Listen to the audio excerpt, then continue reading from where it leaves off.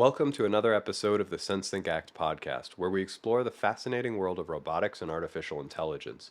In this episode, we're thrilled to have Amit Goel as a guest. Amit is the head of embedded edge AI product management and robotics ecosystem at Nvidia, a company known for pushing the boundaries of technology. In this engaging conversation, Amit shares his thoughts on the challenges and promise of robotics, the role of GPUs and advancing AI, and NVIDIA's unique approach to business. We also delve into topics like reinforcement learning, the value of business school, and the future of the robotics industry. As always, I'm Audro Nash. A big thank you to our founding sponsor, Open Robotics. Now, here's my conversation with Amit Goel. Hi, Amit. Would you introduce yourself? Hi, Audra.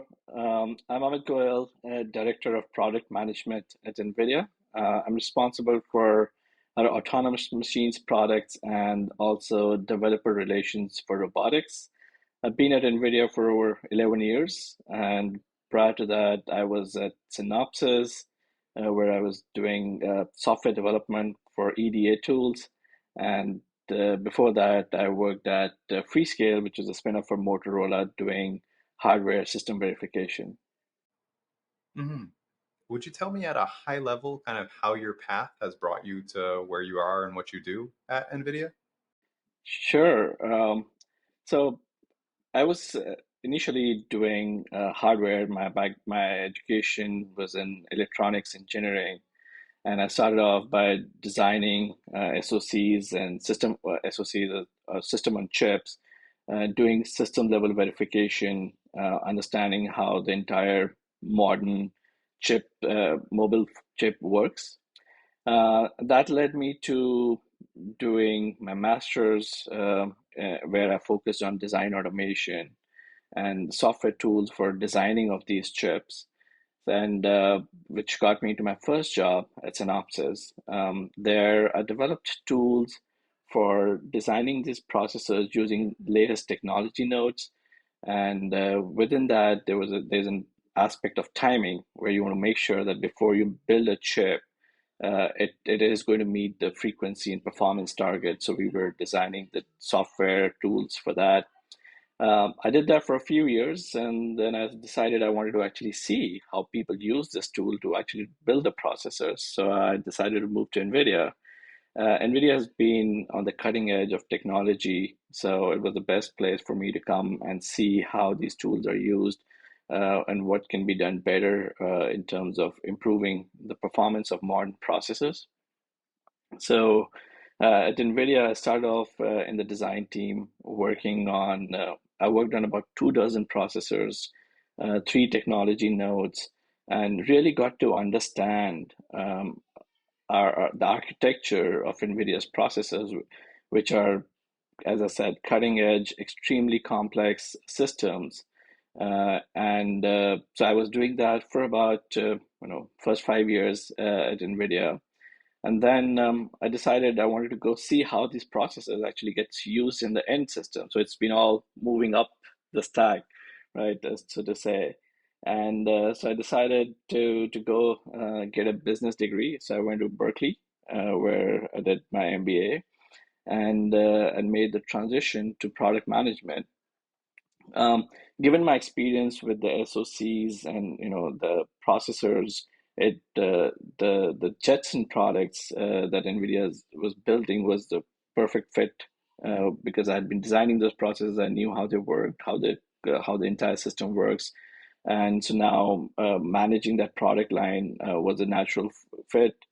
And so I joined the product management for Jetson, and over the years, we saw that the need for AI on the edge was growing, and one of the areas that was emerging was robotics. We saw a lot of traction for our products in robotics, and that led me into the robotics. And today, we don't just do our computers that goes into the robot, but we have a entire platform for roboticists, what we call as Isaac, and that includes a lot of different things, But yeah, that's my journey. It's been just moving up, the curiosity to go and see what's how things get used as we move to the higher up, closer and closer to the end product. Hmm. Yeah, that is really cool. It's a neat trajectory to kind of start on the metal and then keep going up, and then eventually now you're leading teams that are themselves going back down to the metal. I imagine I imagine that and I don't know, maybe Nvidia is different, but I imagine there are not many product managers with a very deep technical background, like similar to your experience. Is it true, or is it like I imagine it affords you a lot of advantages as a product manager? Actually, at NVIDIA, if I look, most of the product managers have a lot of deep technical experience. And one of the reasons for that is because we are building the key foundational technology platform, right? So a lot of time as product manager goes into really going deep into the technology, really understanding what's emerging, and we're on the cutting edge, we're on the leading forefront of this technology. So it's extremely important to understand the core technology to be able to define the platform and define the product. So and it goes all the way up. Like most of our executive team, including our CEO Jensen, if you've heard him at GTC, he really goes deep into the technology, has a very strong understanding of everything that the company is doing. So most of the product managers are pretty technical and have a lot of background in technology. Hmm. That's really cool. It must be an exciting place to work at because of that, because you have people that it's like you can't be fooled easily because you have these people who really know what's going on. So someone comes to them and says, "Oh, we have this magic feature." They're like, "No, that's not possible given the current technology, this kind of thing." So you can like shoot down bad ideas and invest in exciting ideas, I imagine. NVIDIA has a very unique culture, and I've been here 11 years, and I really love it. Transparency is at the core of the company. Visibility of everything that's happening is just unparalleled. I've worked a few companies. I have friends in other companies, but the amount of transparency and visibility that's there in NVIDIA is just unparalleled, I think. So as a result, there are lots of places where any bad assumptions will get checked because a lot of people have eyes, and they know what's happening, and everybody's empowered to communicate. We have an open door policy. You can go and talk to anybody in the all the way from an individual contributor to an executive leader. The doors are always open. So that you can really go and have a discussion. You know what the company is doing, and you have a lot of opportunity to actually contribute, and also, as you said, put checks and balances in place. Hey, I don't think this is going to work because I've been trying this for 5 years and it hasn't. Yeah. How do you think that business school helped out on your path? I don't know very much about business school or what kind of training it would give you, but what kind of value do you see from your experience there? There are a lot of things that helped me personally from at the business school, um, both professionally and personally. One of the things that the business school was useful for, it provided like a safe harness to try out things, right?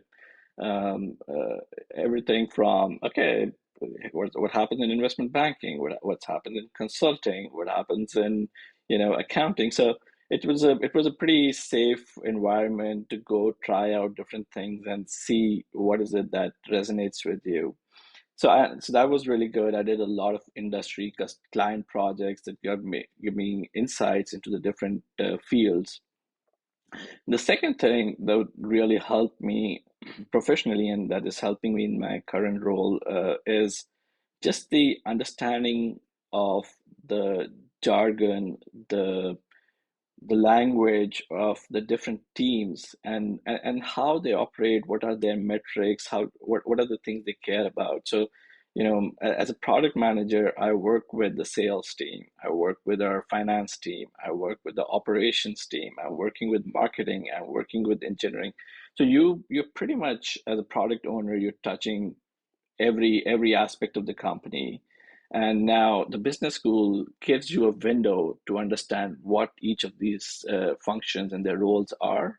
So then you can have a more meaningful engagement with those teams, and you can understand where they're coming from, and you can better express the needs of your product to them. Gotcha. That's very interesting. It helps you talk with all the other pieces that are necessary. Gotcha. Especially because you come with your own language from the technical side of things. And now it's like, okay, you have to work with marketing, you have to work with ops, you have to work with everything else. Very interesting. Yeah. So, one thing you said a bit ago, so at Nvidia, you see yourselves as kind of a leader in a fundamental technology. Would you talk to me more about that? Uh, uh, Absolutely. So we started off by building, the what we call the GPU, or graphics processing unit. And it was initially targeted for graphics and games, right? But s- more than a decade ago, we started a initiative called GPU, which is General Purpose GPU. And we started on this journey that this architecture of a GPU will be applicable to a lot of different domains. And so the idea of accelerated computing is at the core of what we do at NVIDIA, right? We started off, as I mentioned, with this building the processors, but over the period of time, we've now evolved into a full data center scale um, platform. And that has come with identifying these key technologies that are needed by the different applications, whether it's high performance computing for simulation of weather, or solving the DNA sequencing, or robotics, manufacturing. So lots and lots of these areas which needed high performance computing, that needed accelerated computing.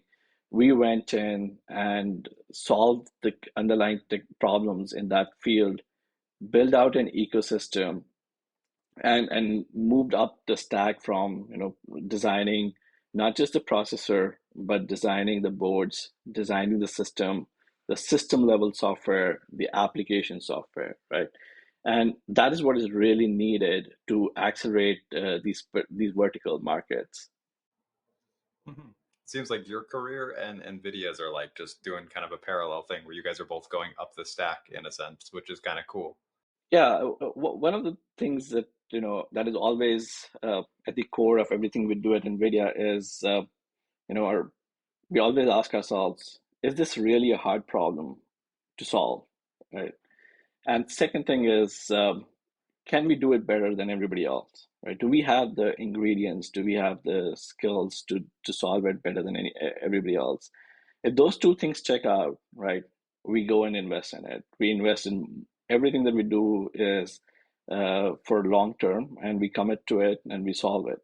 Whether it's hard problems in self-driving cars, whether it's robotics, healthcare, all of these are extremely hard, complex problems that require a lot of innovation, both in hardware and software. And at NVIDIA, we feel we have, a wealth of talent to go solve these problems end to end, right? We're not doing a point solution. We're trying to solve this problem end to end for our customers and partners. Gotcha. What kind of, so what are all the domains that NVIDIA is involved in? You mentioned several, but, and these domains, these are ones that meet these two things where it's hard and you think you can do it better. Um, I'll have to, think about this. There are some that I'm thinking about all the time that'll that obviously come to my mind. But there are more. So we are working on quantum computing, for example. That's a extremely hard problem. Um, we we are working with natural language understanding. Again, extremely hard problem, lots of applications. We are working on healthcare. We have a platform called Clara. We are working on one of the biggest thing that we're working on in the company right now is called Omniverse, right? It is Augmented reality, or what kind of things? Or virtual reality, or it sounds like metaverse to me, which is why I'm thinking those things. you're close enough. Omniverse to us is not just about virtual reality and playing games or shopping for things. It's our vision of Omniverse is the industrial version of it, where we think of it as the operating system of 3D and the different metaverses that's going to exist. Or the HTML5 equivalent that of 3D is what Omniverse is.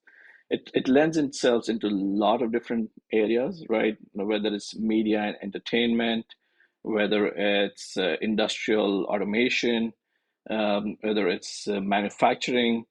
It could be, simulation of robots. It could be we have customers using it for simulating their 5G deployment. So it's just the idea of bringing all the different data sources together where people can collaborate together and build systems, simulate systems. That's what Omniverse is designed for.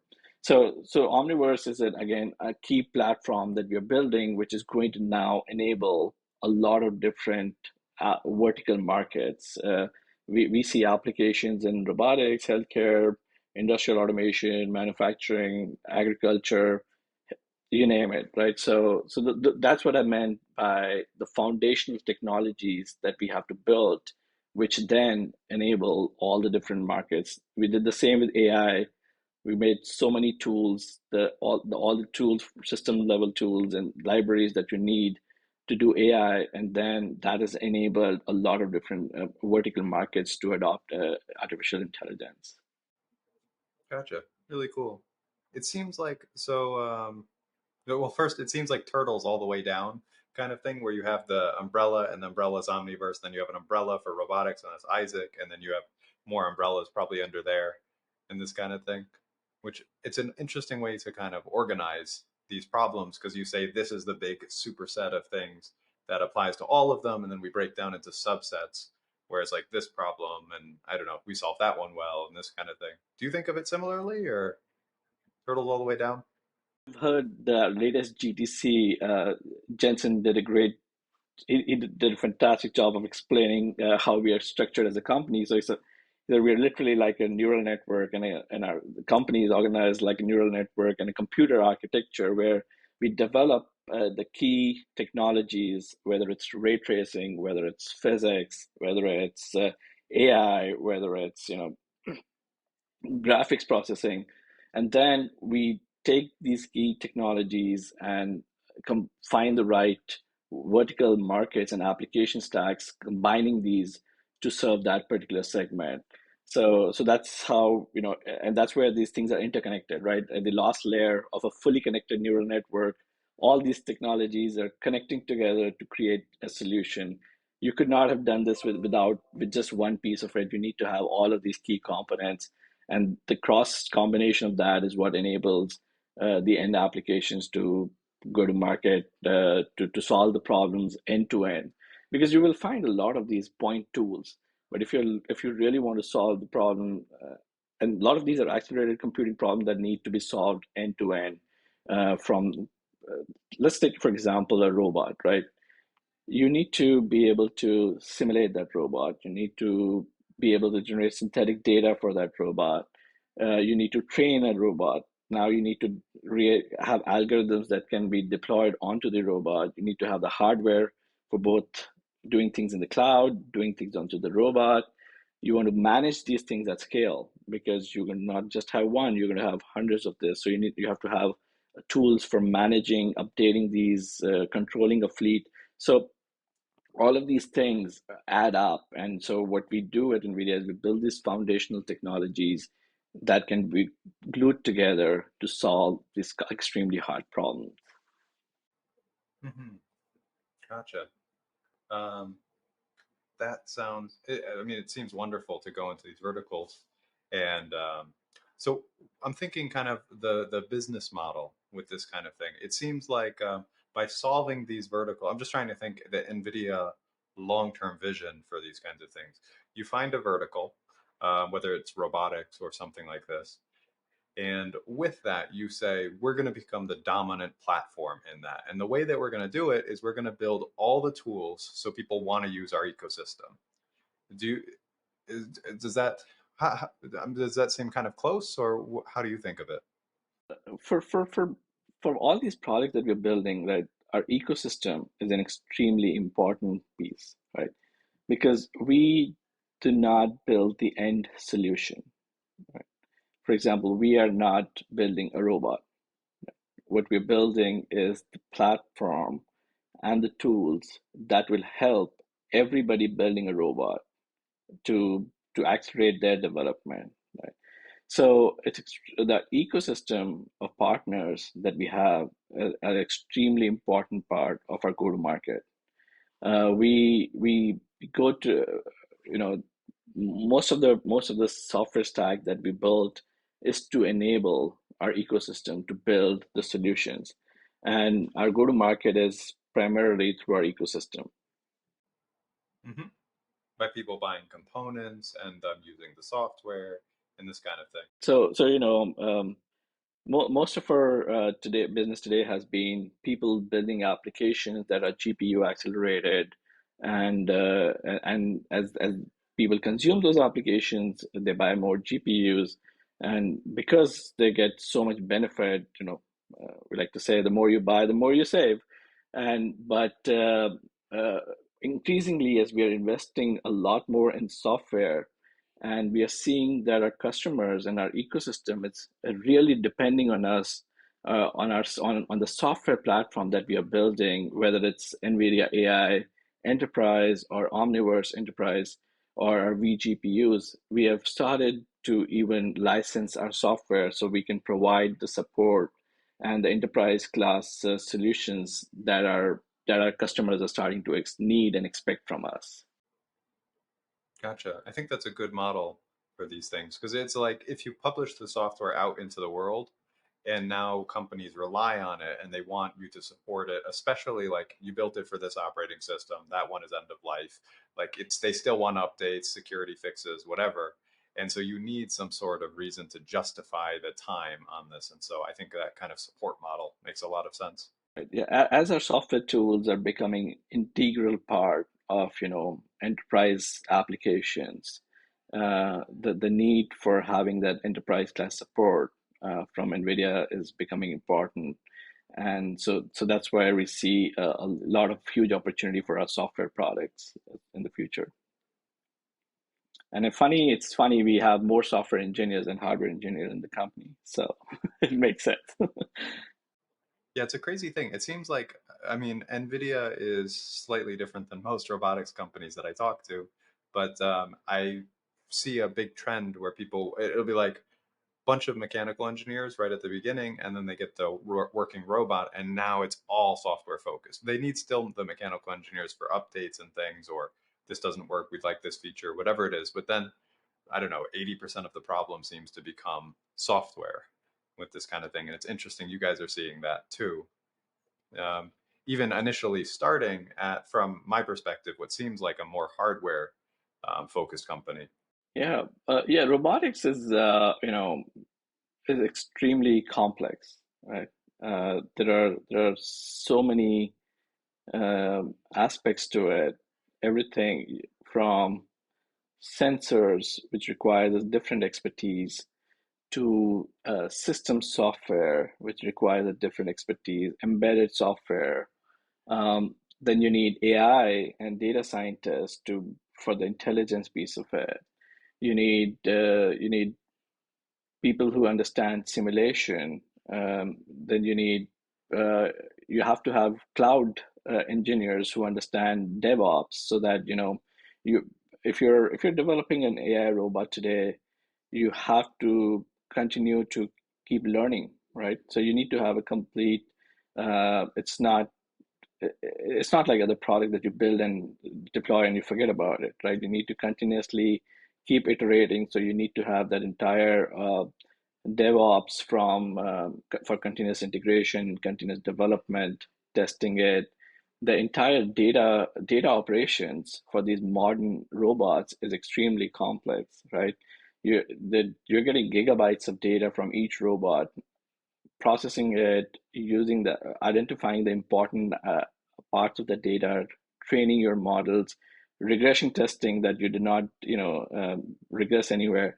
So there is just it's an extremely complex problem, and doing this for different domains, right? You have robots that are in a warehouse for mobile robots. You have robots doing pick and place in logistics. Then you have robots that are going around in the field. There are robots that are cleaning things. So there's so many different domains that requires a lot of investment in a lot of different technology areas. And what we're trying to do at NVIDIA is build out that platform so others can leverage that and build on top of it, right? Um, uh, if you look at what we've done with Isaac Sim, we have brought in we've leveraged the power of Omniverse so that you can, when you're building a robot, you have to think about your sensors, your robot model, your world model, and these could exist in very different tools today, right? The way your warehouse might be living in a Revit model, your robot can be defined in a URDF, and your sensors could be defined in a completely different tool. How do you bring it together to do your simulation and development, right? So we have built Omniverse, we have built Isaac Sim with that foundation that most robots would be able to simulate and do the development in simulation. Um, because one of the big things that slows down the robotics as an industry is the cost of hardware, right? If every developer needs a robot to build on it, there's no way we will be able to scale it the way the cloud applications or iPhone applications have scaled, right? Fundamental reason things have moved so fast there is because all that you needed to build was a computer and internet, right? And off you go, right? So if we bring simulation to that level of fidelity and accuracy and performance, then we believe that robotics overall as an industry will see a huge acceleration in development of robots capabilities. For sure. And this brings up a lot of interesting questions that I hope I get to during this. But so first, your simulator, Isaac Sim, um, you mentioned earlier you want to find a problem that you're both like it's a hard problem and you're better at than other options. You're in a better position to do it better. There's plenty of simulators that exist, including Open Robotics, Gazebo. Um, where did you guys think you could kind of carve out a niche, or why did you pick out? Why did you build your own simulator? I suppose. Like, what are you guys trying to do really well? Um, yeah, I think I covered a little bit of this earlier.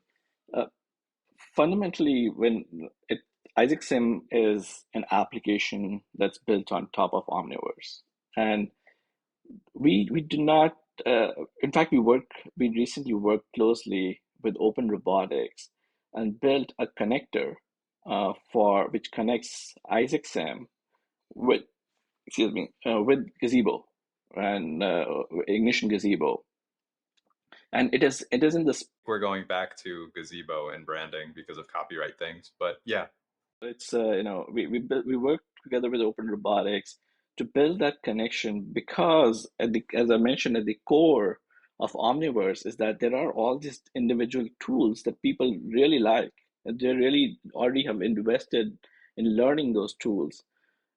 We want to leverage that skill, right? We want to be able to give them use that skills, but do more than what they're able to do today.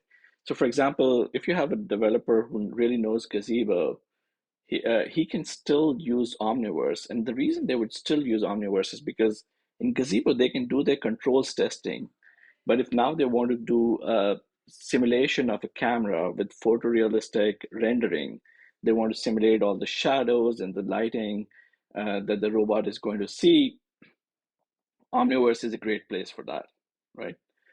Um, they can create the robot in a small environment. Now they want to take this robot that they did in Gazebo and put it in a full warehouse, which was actually designed with the CAD tool, like Revit. You cannot bring a Revit file into Gazebo today, right? And you would not want to create an entire warehouse in Gazebo. That's where Omniverse comes in. You can bring, and Isaac Sim comes in. You can import your entire, design of your world into Omniverse, and take this robot into that world and do your development. So this whole idea that the data in which you want to simulate your robot today lives in different places, and you want to connect it all together to really get a high fidelity simulation. So that was one aspect, and if, you can see the trend here, right? We had all the tools for it. We were building Omniverse, so it made it possible for us to bring all this data, whether it's a sensor or the robot or the world, or all the objects that are inside the world, lighting, textures, all of that. We were building those fundamental technologies already. The second thing was the physics, the accuracy of physics to close the sim to real gap. We have been developing physics, and there are lots of other simulators actually that use NVIDIA's physics library. So What is Nvidia's physics library called? it's called physics. It's a play on words. It's I think if I remember correctly, PHYSX. So it's a play on words. So it's called PhysX. Hmm, gotcha. Okay. So you wanted to use this physics engine because it's a very high quality. Does it do like so you're talking about closing the sim to real gap, which is the simulation to real gap, so you can train robots in simulation and then use what you've learned on a real robot. That's right. So we wanted to have a really high fidelity physics engine, so that what you see in simulation matches very closely to what you would see in the real world from a physics perspective, right? That was the second thing. The third thing was Going back to the physics one, where, so I mean, there's a lot of hard problems in doing physics really well. I mean, you can have a bunch of contact points and it behaves all weird. Liquids are really hard, like different types of surfaces and their friction, all sorts of complex things. Where do you guys nail like, where is your physics engine better than competitors, or where does it try to focus?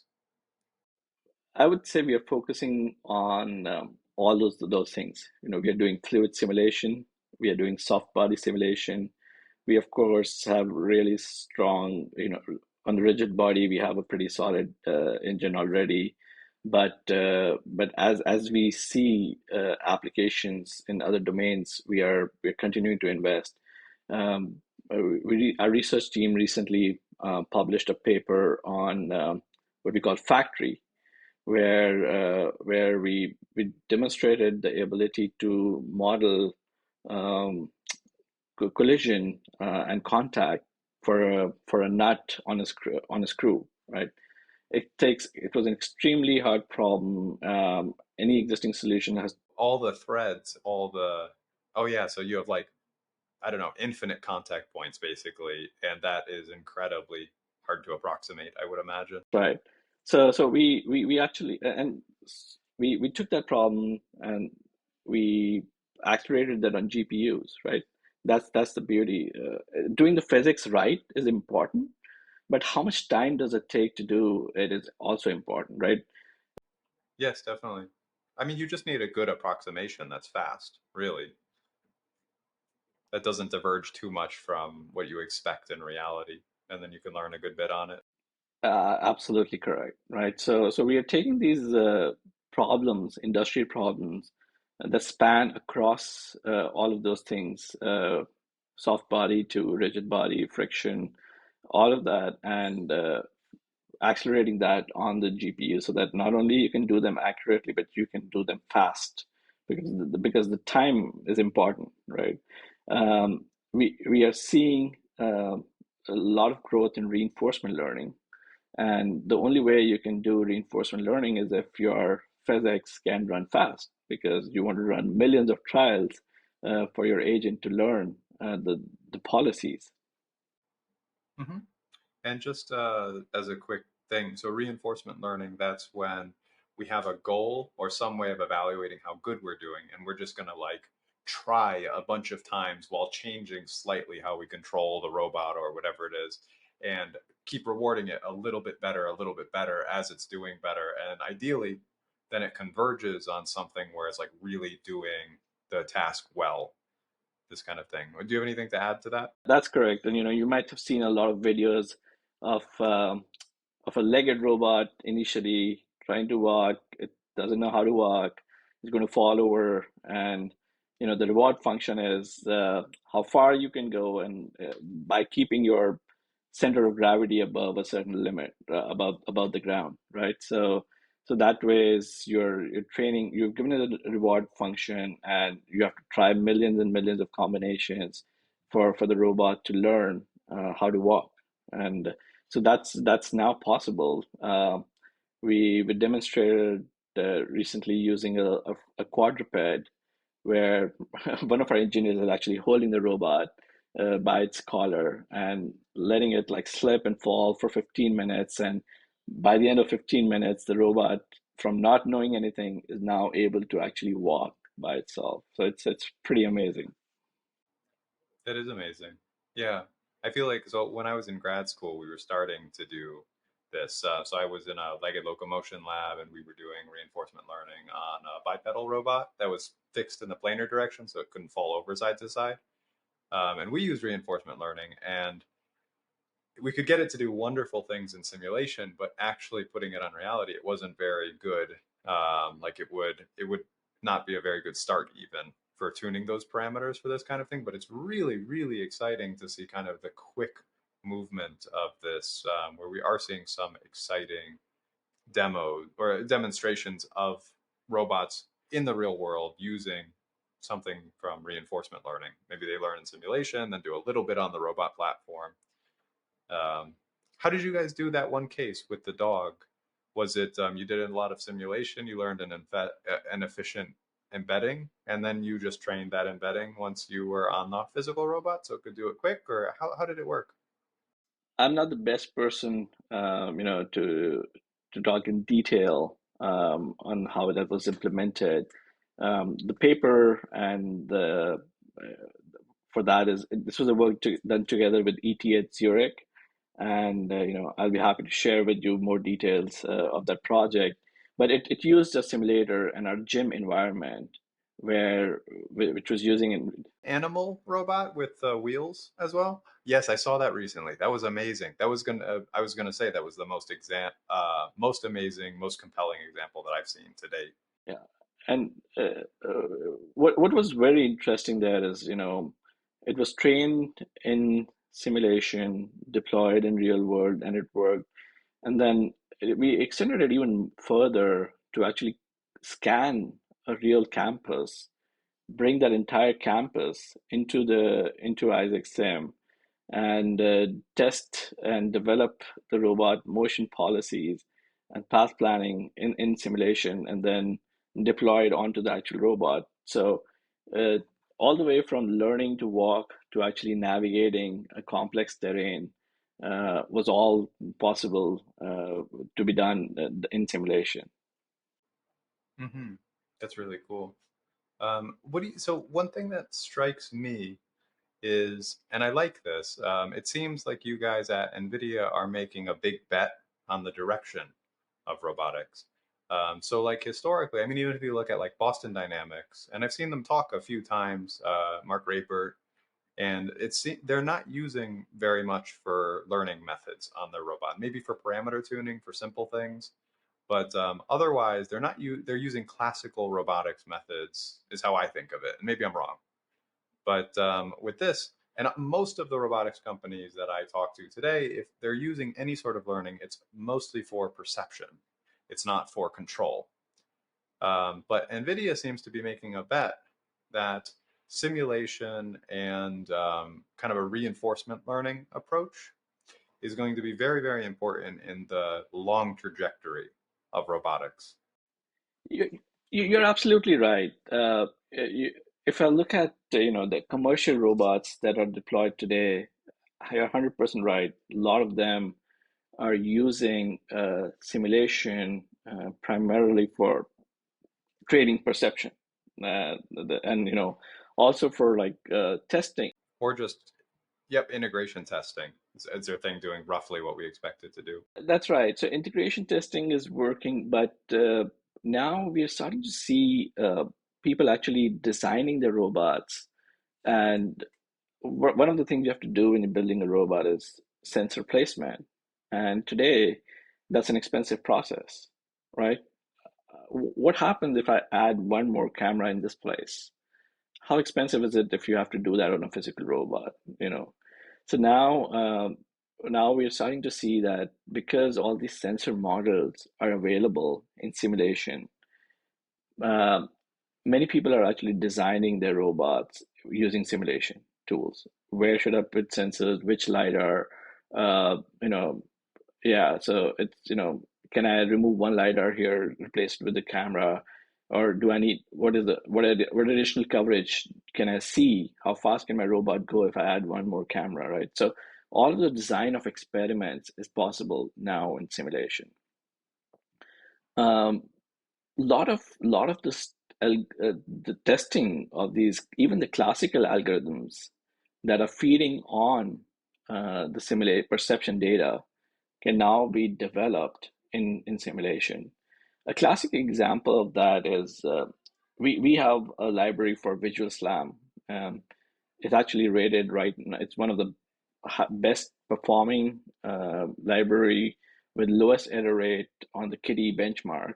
Um, and we have been developing, and it's not using machine learning, right? It's a classical visual SLAM techniques, but in order to develop that library, we had to simulate lots of different environments, different lighting conditions, different structures, uh, different textures, walls without textures, glass, right?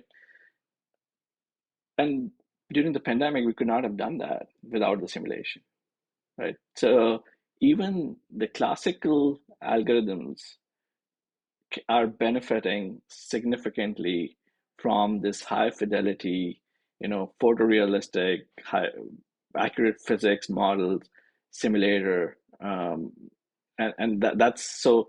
So it starts the journey. The use of simulation is starting all the way from developing your robot, designing your robot, developing your algorithms, testing your algorithms, and the last piece is now optimizing and your fleets, right? From going from one robot to multiple robots. And this problem is there not only just in mobile robots where you have fleets, but even think about a factory cell.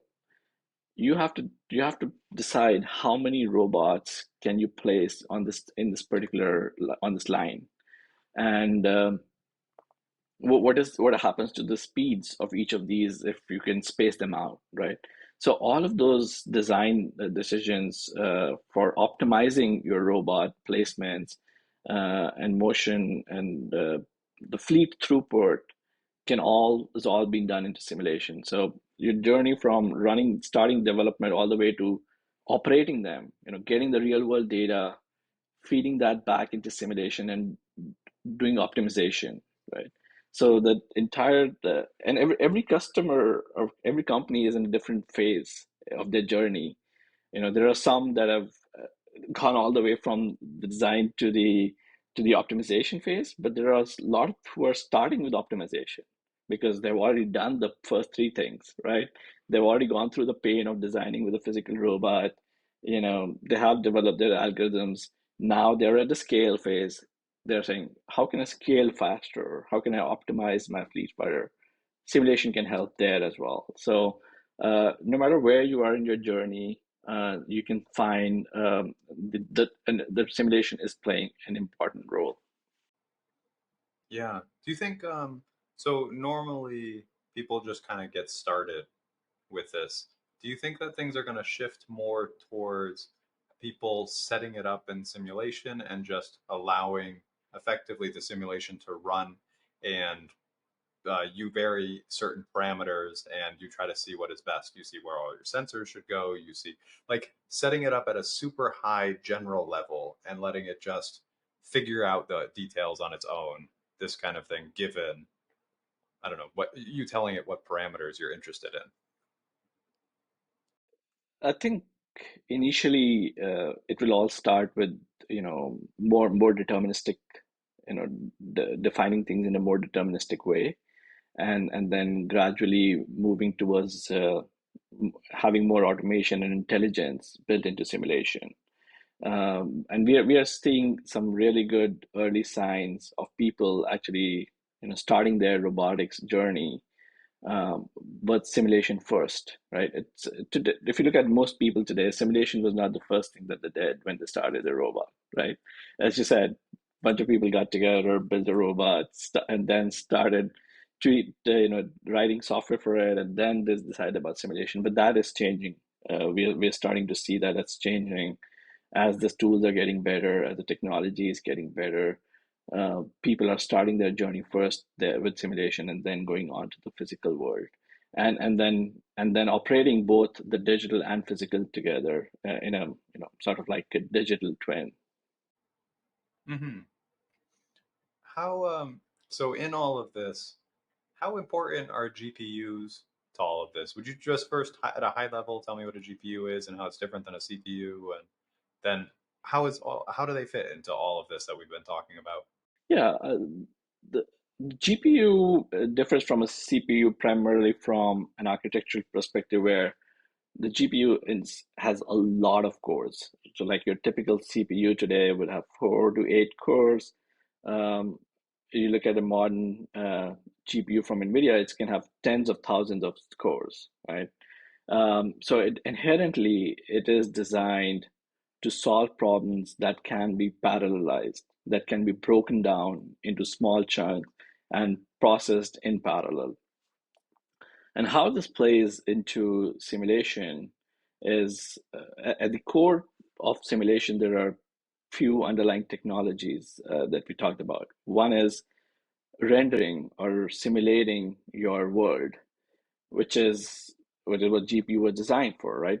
Gaming is all about simulating the world and rendering photorealistic environments. So that is a problem. Your screen is so big, every pixel can be individually rendered, right? So you can break that down, that problem, and GPU is great for that. The second thing is, as we were talking about, is modeling of physics. Again, there's so many permutation of combinations for contacts so many different equations that you need to solve to come up with the right answer. Again, a problem that lends very well to parallelism, and we see that application GPUs are helping there. AI is the third piece, right? If these robots have to learn, if they have to try out millions of trials, you want to be able to distribute that to multiple cores, right? Another area where the parallel architecture of GPUs is helping. So all of these technologies, all of these components that you need for simulating a robot are problems that can be inherently parallelized, and they lend very well to GPU. That's why we see that running a simulation with GPU acceleration is orders of magnitude better, both in quality of simulation that you can run and the speed at which you can run compared to running it, on a CPU. Hmm. Gotcha. Yeah, it seems to me like it's like Nvidia. So we had CPUs for a very long time, and we were kind of in an exploit phase for a very long time where we were solving all the problems that they were good at. And then we ran up against some really hard limitations, and now it seems like GPU kind of flips it on its head, and goes instead of having one really fast processor, we're going to have a bunch of ones that do a simple operation, and we can do it all in parallel, and we can solve different types of problems really fast this way. So it kind of seems like NVIDIA is kind of just like the exploit phase of the GPU, and like all of the problems that it can start opening up. That's correct, and that's why we said it.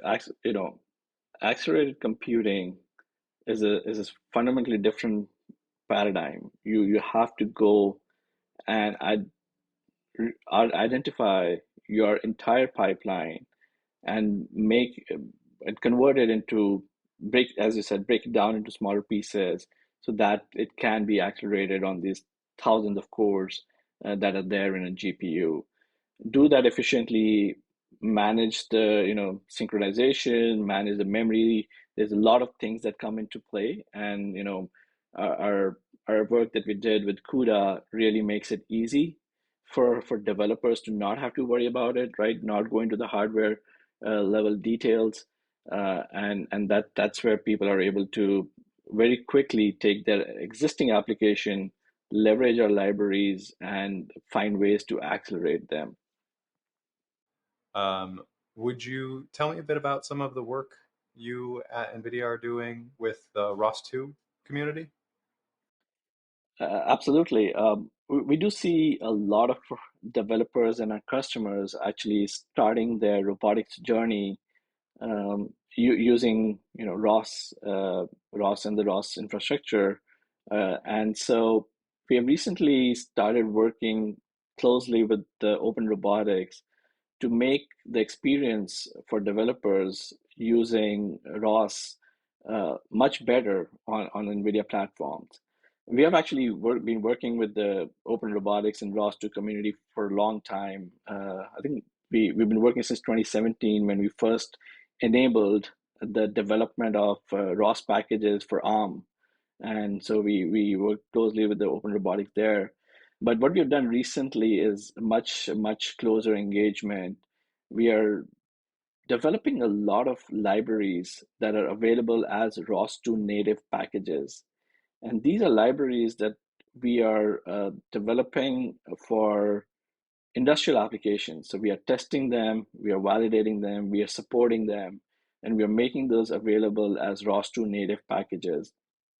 So these have been, and all of these are accelerated, right? So on a Jetson processor, we have on a Jetson system and module, we have a processor that has 6 to 8 different processing blocks, and each of them is suitable for a different kind of a function. So if you're doing computer vision and you're just doing image processing, you want to do that maybe on the vision accelerator that we have. But if you're doing accelerating your AI inference, you want to do that on a GPU or the deep learning accelerator. So all of these packages are abstract away the hardware from the developer and give you the highest performance if you deploy it on an NVIDIA system. So that's the work that we are doing within NVIDIA, creating these ROS2 packages and making that available for visual SLAM, for April tag detection, pose estimation, segmentation, stereo depth, image pipeline, lots of those.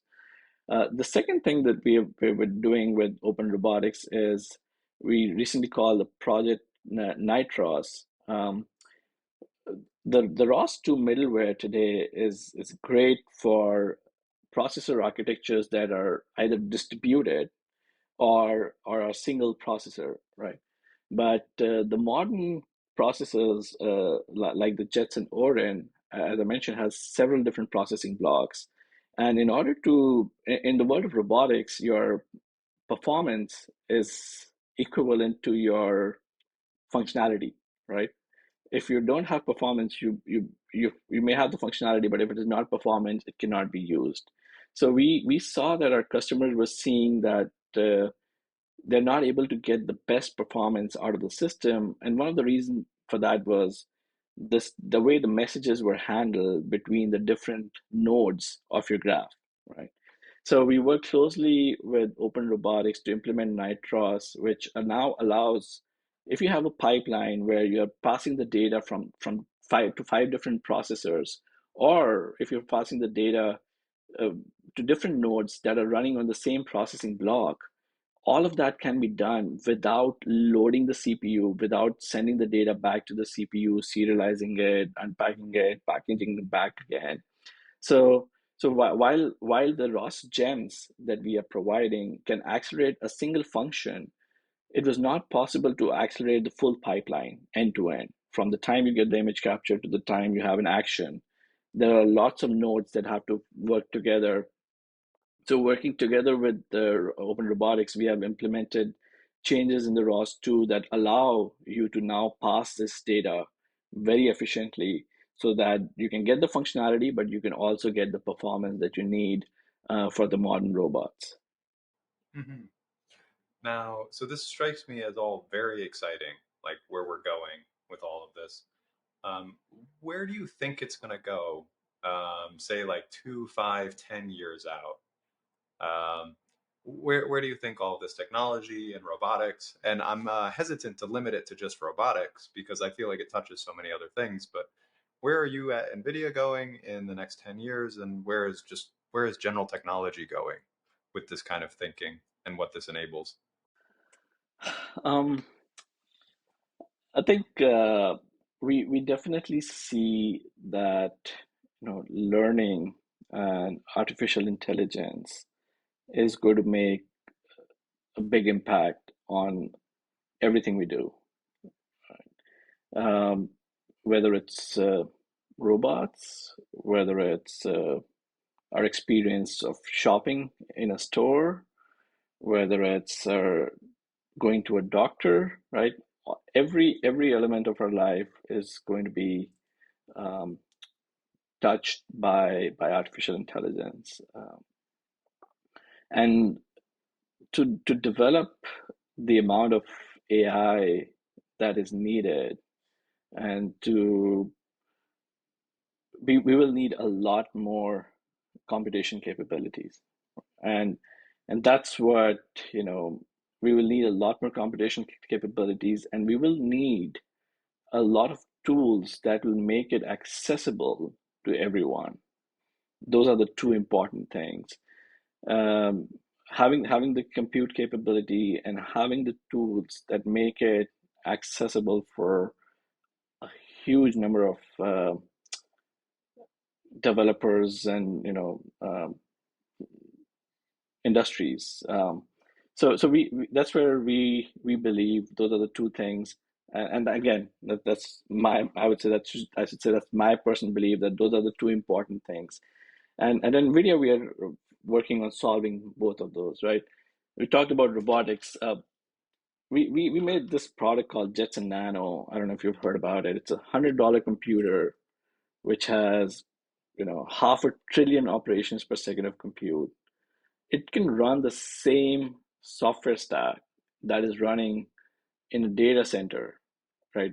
Billions of dollars worth of software is now available for you to program. And with the libraries, with the tools that we provided, we're seeing high school students being able to develop AI on this, right? So we made the technology accessible, we made the tools accessible, and we continue to. That's why we're investing so much on software, because we really need to make it democratize it, make it accessible to a much bigger uh, community, so that we can solve all of these problems.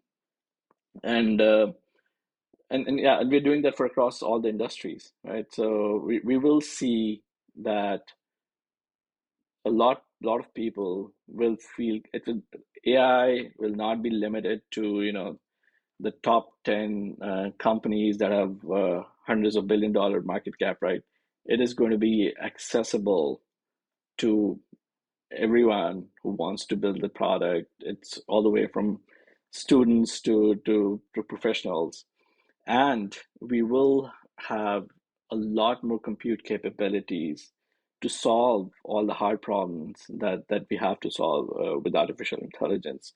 And this applies to robotics as well. Why don't we see so many more robots today? You know, the biggest challenge is that it's incredibly hard to program them, right? The sensor technology is getting better, everything is getting better, but the ability to give them the intelligence is what takes the longest time. We still talk a lot about AMRs. There are a lot of AMRs, but look at what fraction of the warehouses or a facility that you go to has a mobile robot running around. It's still very small. So we're and what's going to make that possible is, again, accelerating uh, accelerating things, how things are developed, where simulation is important. For every one physical robot, there's going to be hundreds and thousands of simulated robots that will exist, because that way, you're learning it faster than you're building the robot, right? That's what needs to happen. The learning needs to be way faster than what it takes to build the robot. So I definitely see that, in the next 5 to 10 years, we'll see the programming is going to become much simpler. Artificial intelligence and simulation is going to play an important role in how the robots are developed and deployed. Hmm. Now, as well, how do you think? So we are where we are today, but so for someone who's like early in their career or picking a major in college or whatever it might be, you want to aim for where the future will be most likely. How would you think for them to do that? Like, what would you think would be good advice for them? Um, I think my advice to them would be to embrace to think about domain expertise, to develop a certain domain knowledge, and focus on the domain that they're interested in, whether it's agriculture, whether it's construction, whether it's healthcare.